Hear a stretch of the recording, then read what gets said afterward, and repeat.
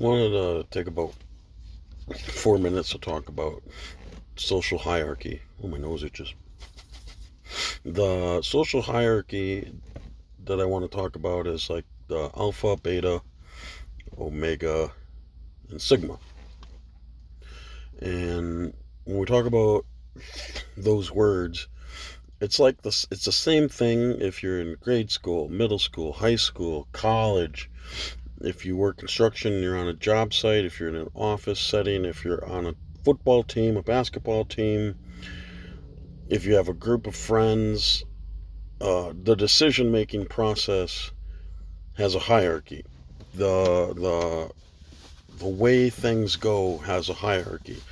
It's the same thing if you have a pack of dogs. Okay, it's the same thing if you have a pride of lions or a flock of geese. When there's a group of living beings, there's an alpha. An alpha is a position that can be won or lost. And this position is going to be somebody who feels that they are the leader, they're the strongest, the most powerful, most smartest, and that they deserve to have the top position and that everyone should follow them and they deserve for everyone to follow them. That is the alpha. Now, it's the same thing in grade school, and a lot of times if you're a child, you believe that you're an alpha for no other reason than because you're raised by your parents to believe that you are the best. All attention should be on you. And that doesn't have to be a bad thing, and it can be a good thing. But the problem arises in society as we grow older is when the alphas don't actually deserve based on their merit, based on how they do things. The alpha may not deserve their position, but they stay there because there is not enough competition. There's not enough other people who want to be the alpha, who believe that they're worthy of that position. So you have these people who are not worthy of their position getting the position, and everyone below them will suffer as a result of that. So, of course, beta, A, B, C, D. Okay, the beta, second place. The beta is afraid to step up, step out, and be the boss, be the center of attention. The beta will gladly follow the alpha because the beta is afraid that if the beta was called to be in the alpha's position, that he would just be embarrassed or defeated or destroyed or whatever their fears are.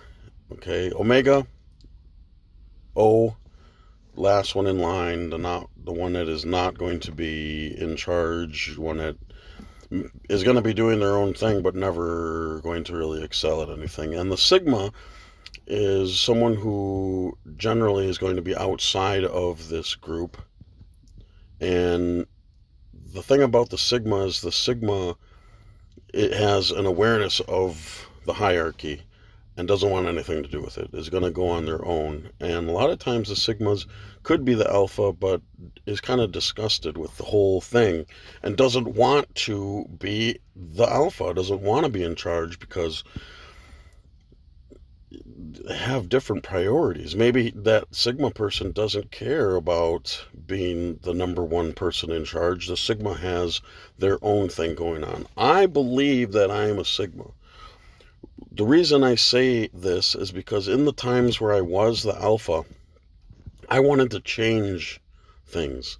I wanted to go towards more of a democracy rather than a hierarchy of alpha, beta, omega, sigma. I wanted everyone to have a vote in what we do. Instead of saying, I say we do this, and then everyone just follows in line, I wanted everyone to put their ideas in. And that's not exactly the same thing. So a lot of times I would opt out of being alpha and I would want to go do things by myself or in my own way to better improve myself and those around me, but not be involved in this hierarchy of I'm the alpha, I'm in charge. Well, okay, bud, if you want to be the alpha and you want to be in charge, go ahead. But I'm going to tell you something.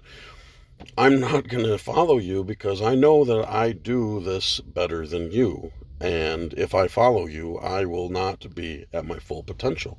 So trust me when I say this, sometimes and quite often, if you have a passion or if you're good at something, you don't have to follow along with everybody else.